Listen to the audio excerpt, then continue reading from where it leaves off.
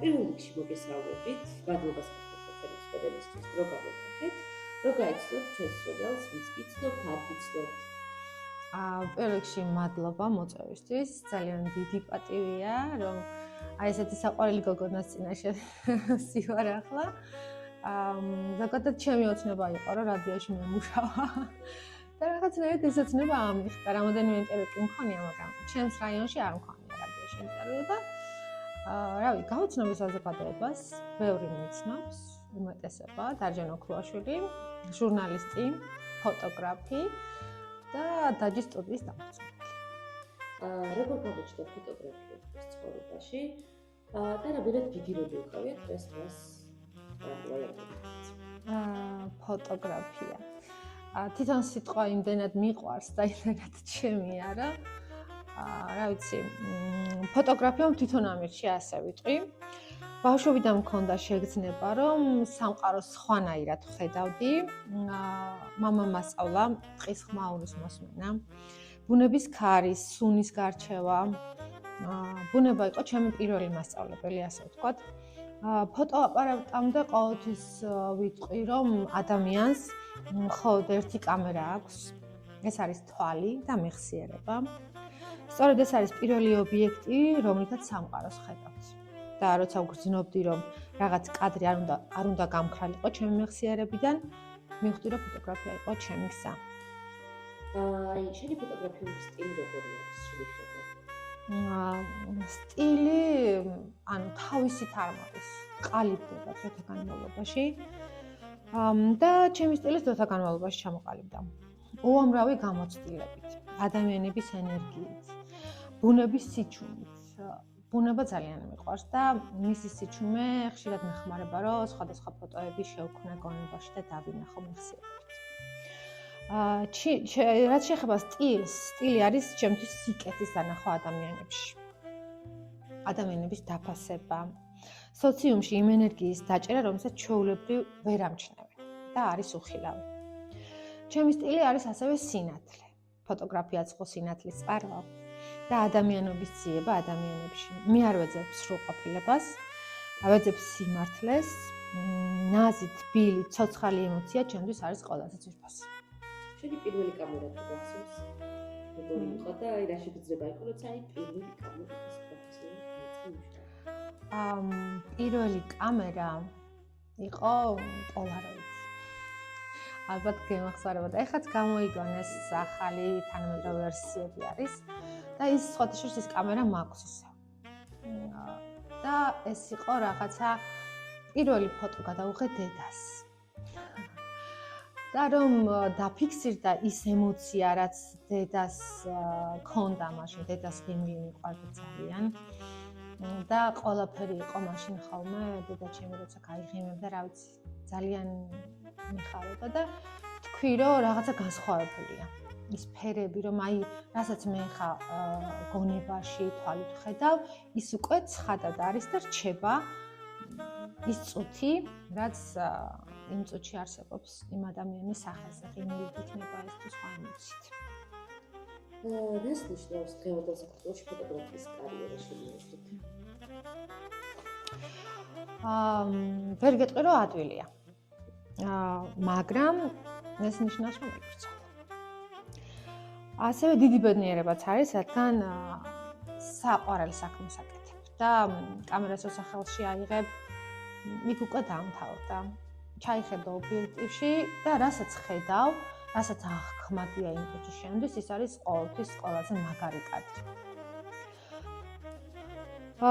კონკურენცია არ მაშინებს, პირიქით მოტივაციას მაძლევს, საკუთარ წესად ვიმახსოვრებ ყოველთვის, რომ პატივი უნდა ვცე ადამიანებს. უნდა ვცე ასევე კადრს პატივი, იმ სივრცეს, სადაც ვიღებ ფოტოებს, ემოციას, პატივისცემის გარეშე ვერ შედგები ფოტოგრაფად. და ასევე ვიტყვი, რომ დიდი შრომა და დიდი სიყვარული უნდა ჩადო ამ საქმეში, რომ პროფესიონალი ჩამოყალიბდე. თუ ყველაზე უცნაური უკაცრიელი იყო შეთვის გადასახადი. ყველაზე რთული გადასახადი იყო ეს მომენტები თუ გახსენდება. ეს იყო მიტოვებული შენობა. მიტოვებული სახლი, რომელიც ჯერ არ იყო დანგრეული, მაგრამ აიცით როგორი შეგრძნება იყოს ამთარი იყო, დათოვლილი იყო ეს სახლი, რაღაცა ეზოში ძალიან ბევრი ფოთოლი, ზოგი ტალახში, ზოგი ქვაში, ზოგი რაღაც ისე და იმდენად დიდი აი სევდა გამოიწვია ჩემში, რომ ვიტირე, არ დაგიმალავ. და ეს იყო ძალიან უცნაურიც და ძალიან ემოციურიც ჩემთვის. ყველაზე რთულში შეგიძლია გაიყაროთ მე. არა, რთულში არა. რთული სულ სხვა იყო. ეს იყო დედაშვილის შეხვედრის კადრი. დიდი ხნის უნახავი დედაშვილის შეხვედრის კადრი, სადაც პირველი ჩახუტება მოხდა. აი, ლამის გული გამიჩერა, აი, ემოციამ წონასწორება დამაკარგინა და ჩემი კამერაც კი შეარხია, ისეთი ემოცია მქონდა, მაგრამ სწორედ ესეთი კადრებია, სადაც თვითონ ფოტოგრაფიც გრძნობს, რომ ყველაზე სრულფასოვანი კადრები ესეთ კადრებად მიმოჩნია. და ასევე იყო კიდე ერთი გავიცანი ადამიანი, რომელსაც ძალიან დიდი და ბევრი ტკივილი ჰქონდა, ანუ ცხოვრება კარგი არაფერი არ მოუტანა არასდროს და ანუ ეს ეტაპობრივად დაატყდა თავზე ბევრი რაღაც და რაღაცა საუბარში ვთხოვე რომ რამოდენიმე კაცი გადაგიღებინებ, იმდენად სახასიათო სახე ჰქონდა და თან ვესაუბრებოდი და აი ამ საუბარში გაიღიმა. და მითხრა რომ იცი მე წლების განმავლობაში არ გამიგონა. ეს კადრი რა თქმა უნდა არსად არ მოგდადებინა. მას მივეცი და მე დაახატინა კიდევაც და აი ამ პირველმა ღიმილმა ეხაც მე რაღაცნაირი შეგრძნება მიმართება, მას სტიმული მისცა, რომ ცხოვრება გაეგრძელებინა და სხვათა შორის გათხოვდა ის გოგონა და შვილები ყავს და რა ვიცი, თუ მომისმენს, მინდა რომ ძალიან ბედნიერი იყოს. აი, რას გადაიქცევი რა შედი მიზანი, რომ რა გადაიქცევი პრეზიდენტების სურვილი და სურვილი ისეთი ცხოვრების სურვილი და გადაიქცევი. ყოველთვის ამბობდი, რომ ფოტოგრაფმა თუ პულიცერის პრემია არ დაიმსახურა თქო, მაგრამ მე არ მაქვს მაგისი ამბიცია. ძალიან მეშინია ომის. და ომში წავიდი და გადავიღებდი. და რატო იცი? რომ ეს იყოს საწინდარი, რომ იყოს მშვიდობა. თუმცა ძალიან ბევრი ფოტოგრაფი იღებს ამას და მაინც არ გვაქვს საბოლოოდ ის ქვეყნები იბომბება და ისეთ ქვეყნებში არის ომი, სადაც არ უნდა იყოს და ძალიან ბევრი ბავშვი იტანჯება, მაგრამ რატომღაც მგონია, რომ მე ისეთ კაცს ვიპოვი მეთქი, რომ რაღაცას მოიტანს. არ ვიცი რატომ, შეიძლება ილუზიაა, მაგრამ რა ვიცი. ეს იმედით ხო, ანუ ძალიან მინდა რომ მშვიდობა იყოს დედამიწაზე და ჩვენი საქმე ყოველწლიურად კი ბატონო, დიახ. როგორი ფოტოგრაფი ვინ იქნება? ალბათ ისევ ემოციასთან კავშირი. მიყვანს სცენა ძალიან. ან მსახიობი ვიქნებოდი თეატრის, ან კინოსი, ან მუსიკაში წავიდოდი. და როგორ არჩევთ კადრს შეიძლება დავყოთ არჩევს და რა არის, როდესაც უკვე მასალებიც ხავთ ყველაფერი და აი ერთი რთული ნაწილი გადაგაქვს პროცესია და მეორე რთული ნაწილი მონტაჟის პროცესი არის იქ იმ კადრის შერასრულება, რაც გიგება რომ გაგეჭირა და ამ დროს ძალიან ბევრი ფაქტორი რომელიც ხელს გიშლის. კი ბატონო. ყოველთვის მეუბნებიან ხოლმე რა, რამოდენიმე ქორწილიც მოხდა გადაღებული, ესე არ დავდივარ ქორწილის ფოტოგრაფად, მაგრამ აი ძალიან ახლობელი რომ მთხოვს ხოლმე, იმიტომ რომ მიყვარს ლამაზი, ანუ სიფაგისე სინაზეს ვეძებ ყოველთვის, მიყვარს ლამაზი კადრები, რა თქმა უნდა, მაგითანაც და აი თუ ვინმე იღებს სიტყვაზე ქორწილში 500 ფოტოს, მე შეიძლება 2000 გადავიყო. იმიტომ რომ იმ 2000-დან 100 კადრი ისეთი მქონდეს, რომ იყოს ძალიან კარგი. არაფერი არ არის ზოგადად განათება, აპარატურა, არა, ემოცია. ადამიანის ემოციის დაჭერა არის ყველაზე მთავარი და ყველაზე რთული გადაღების პროცესში. რა არის ყველაზე რთული გადაღების პროცესში? განათება, ემოცია თუ მომენტის დაჭერა? თითქმის იგივე პასუხი. ემოციის დაჭერა. ემოციის დაჭერა არის ყველაზე მთავარი. აი, რა ვიცი, ყველაზე ისეთი და ამიტომ შეიძლება რომ აი ვიღაცამ თხოვს ხოლმე რომ სტუდიაში რომ მოვლენ იცი 10 ფოტო მინდა მარტო და სადღაც 1 საათი 2 საათი გაუგრძელებ გადა. აუ რატო ამდენ იმიტომ რომ მე შენი ემოცია უნდა დავიჭერ, მე შენ ის უნდა მოვქცე რაც გინდა. ემოცია არის ყველაზე მთავარი. რაიმე რიტუალია ჩვენ ახლა გადაღებამდე, რაც ასე ვთქვათ, შენი თილის ვარის და ცდილობ ყოფს გამოიყენო ეს. კი. მაქვს ნამდვილად გავიზიარეთ ეს საიტი.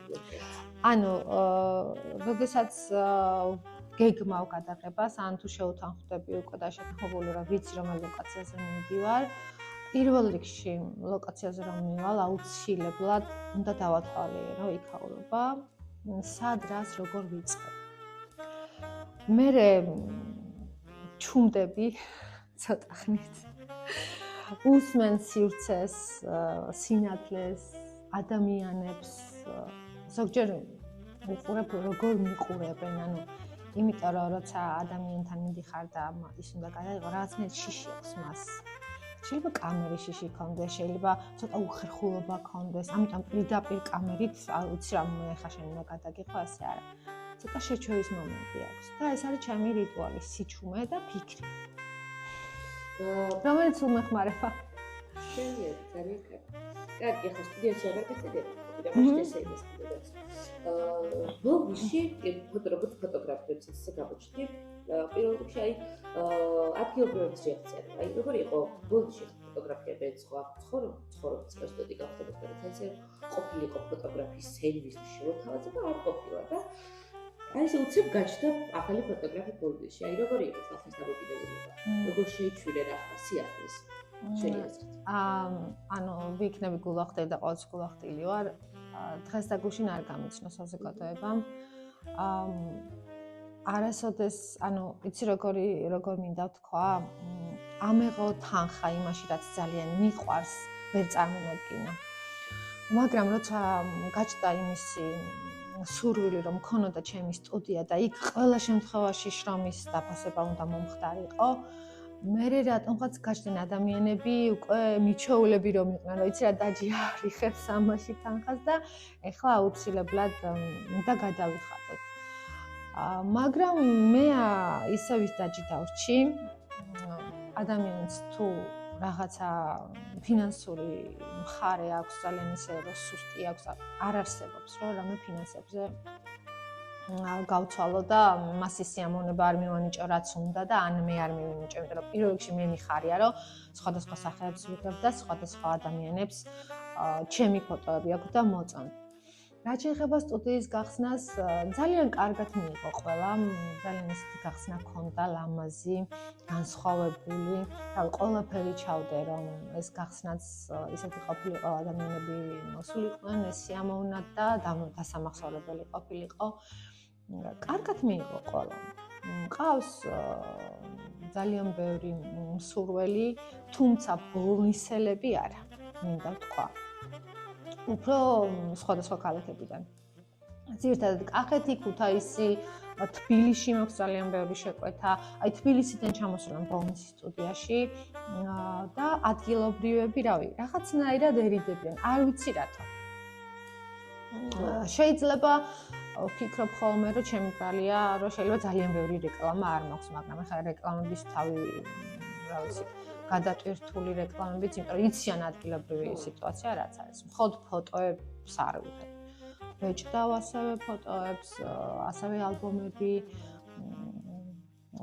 ადგილზე ვპრინტავ, მაისურებზე, ჭიქებზე და რა ვიცი, ძალიან ბევრი ისეთი რაღაც მაქვს, რაც შეიძლება რომ ადამიანებს დაჭიროს. ანუ რეკლამის პრობლემა აქ არ არის უფრო, რომ ადგილობრივება არის უფრო შესახებ. იქიდან გამომდინარე, რომ ჯერ შენ სანამ იქაც კიცრად ხდება და უკვე როცა ეს ახალი სერვისი ჩნდება, ჩემი აზრით, ბოლოსი ახლა იმდენად დიდი არ არის, რომ ეს ინფორმაციას მარტივად სულად გავცალოთ და არ ვიცი, ახლა რატო შეიძლება რომ მოსახლეობა მიჩვენოს ადგილზე ადგილზე ესეთი ახალი შესაძლებლობები როცა გეძლევა, სერვისი გეძლევა ახალი, ჩემი აზრით მოსახლეობა უნდა გამოიყენოს ეს შანსი. და კარგი იქნება თუ არ მორიდებას გადავახმარ ალბათ. ხო, შესაძლოა. შესაძლოა. ნუ ჩემი სტუდია, რავი, ჩემთვის რაღაც ისე პატარა სამყარო გახდა, თუ მეწევი ნახავ დიდი სიტუაცია. მადლობა, აუცილებლად გადაგიხდო ფოტოებს. ძალიან რა ვიცი, სადაც ადამიანები მოდიან ხოლმე, იხსენებენ რაღაცებს, რა ვიცი. ასევე მქონდა ერთი შემთხვევა და ეხლა მინდა რომ აღვნიშნო და ძალიან მიხარია რომ ამ ჩემმა ნაპოვნმა ქალბატონმა განვითარება პოვა და ძალიან მალე ეხლა მომდევნო შაბათ-კვირას ექნება მთაწმინდაზე პირველი გამოფენა. ის იყო არის ასეთი ქალბატონი თამიალი ლიპარტელიანი. ძალიან საყვარელი ქალია, კარგავს, ხატავს, ხელნაკეთ მძივებს აკეთებს, ძალიან ბევრ რაღაც ესეთ ხელსაყრელს აკეთებს. კი, პოლონელია. და მე აღმოვაჩინე, უბრალოდ სტუმრად ვიყავი მასთან და რამოდენიმე მის მანქანმა მიიქცია ყურადღება. მე ჩემმა სტუდიამ მასზე გააკეთა პატარა სიუჟეტი და შეიძლება ჩემი სტუდიის გვერდზე ნახო მიდევს ეს სიუჟეტი. და მე უკვე რაღაცა პატარა ნაბიჯები დავეხმარე განვითარებაში ამ ქალბატონს და ეხლა უკვე პირველი გამოფენა აქვს. და მინდა მიულოცა, ძალიან ნერვიულობს. და გავამხნევოთ ქალბატონი თამია და რა ვიცი, ნახოთ. ბევრი წარგება. ხო, ეს პირველი. და მადლობა შენ ასეთი ვაი, რაღაც ხარდაჭერისთვის, რომელიც დღეს დღეისობით ცოტა რთული მოსაპოვებელია ჩემი აზრით ადამიანების და რაღაც ბევრი ფაქტორის გამო ერიდებიან ხოლმე. ასეთ დაბიჯებს. მე მაინტერესებს შენ სტუდიაში მოვასალმოთ თუ გეუბნება, რომ მათ შეგაქნე კურსები ფოტოგრაფიის, სადაც მომცემ ახალგაზრდებს თუნდაც ყველას ადგილებს, შეიძლებათ რომ ეს პროფესია, ეს გახათით პროფესია. შენი დახმარებით და შეწყალე. კი ბატონო, მე მიფიქრია მაგ თემაზე. გარკვეულად მაქვს რაღაცა კურსებიც ჩამოყალიბებული პირველადი რა უნდა ისწავლონ ბავშვებმა, იმიტომ რომ ფოტოგრაფია ძალიან სიღრმისეული რაღაცაა. შეიძლება ასწავლო ერთი წელი ადამიანს, მაგრამ ის ვერ შედგეს ფოტოგრაფად. ნუ სამოყვარეო დონეზე იცოდეს განათება, რაღაც ტექნიკური საკითხები. მაგრამ ის რომ ფოტოგრაფი იყო და რაღაც სხვანაირი ხედვა დაანახო, ეს თვითონ უნდა იყოს მაშინ. და რა თქმა უნდა, შენ ბიძგი უნდა მისცე. ძალიან დიდი სურვილი მაქვს რომ გავაკეთო. თუ რა თქმა უნდა ამყვება ვინმე მოვა ჩემ სტუდიაში, ანუ ჩემი ცოდნა რაც ვიცი, არ არის რაღაცა რთული. ხო, არ არის რაიმე ესეთი რთული. პირიქით, სიამოვნებით მოვაწყო მასტერ-კლასებს მათთან ერთად, გადაღებებს, აი ნებისმიერ დეტალის გადაღება იქნება ეს, სინათლესთან მუშაობა იქნება, რა ვიცი, ნებისმიერი რაღაცა, სტუდიაში მუშაობა, გარელოკაციაზე მუშაობა. მე მზად ვარ, რომ ნებისმიერ, თუნდაც ერთი ბავშვი რომელიც მოვა და მეთქე იცი რა დაჭი, მე სწავლა მინდა, დავიწყო დღეს. არანაირი პრობლემა არ მეკავა. ძალიან კარგი, რომ ესეთი შესაძლებლობა აქვს დღეს ბოლოში ახალგაზრდებს და არა მარტო ახალგაზრდებს. ალბათ ჩვენ ადგილობრივად ვჭირდება რომ გამოიცეცხლოთ და დავინახოთ ახალი შესაძლებლობები, უფრო და მოვხიზოთ და ფხიზლად ვიყოთ, რომ არ გავუშვათ შანსი ხელზე, რომელიც ძალიან ბევრი გვეძლევა. შეიძლება ერთიც მოგეცეს, მაგრამ შეიძლება ძალიან ბევრი გვეძლევა სხვადასხვა სივრცეების და ახალი შესაძლებლობების გამოჩენით პოლიტიკაში, ასე რომ მეც ვუჩვენ ჩვენს ახალგაზრდებს, რომ გამოიყენოთ ეს შესაძლებლობა და ბოლო კითხვა რაც მექნება, ეს არის აი რჩევა, შეიძლება იქნება რომ ფოტოგრაფის მომავალი ფოტოგრაფის, დაწყები ფოტოგრაფების მიმართ, აი რა არის ისეთი მთავარი რჩევა, რაც შეგანდა მოისმინა. ჩემგან უნდა მოისმინონ. მე ვისგან ავიღე რჩევა და ვინ არის ჩემი ფავორიტი? მოდი მაგას ვიტყვი. ჩემი ფავორიტი და შთაგონების წყარო არის სებასტიანო სალტაკო. ეს არის ჩემი უდიდესი შთაგონება. მისი ფოტოები რაღაც ძალიან უხმოა, ნაღვლიანი, ადამიანების ისტორიაზე დაფუძნებული. კივილია მათში, სიბრძნეა მათში. და სებასტიანომ მასწავლა, რომ კადრი არ არის მხოლოდ კადრი. ეს არის ღირსება. უნდა იბრძოლო და მუდმივად უნდა გიყვარდეს. და ყველაზე პირველი რაც ვისწავლე, რომ ტექნიკა არის მეორე ხარისხოვანი. სალდაკოს ფოტოები, აი მე მაქვს რამოდენიმე და ჩაგიგდებ.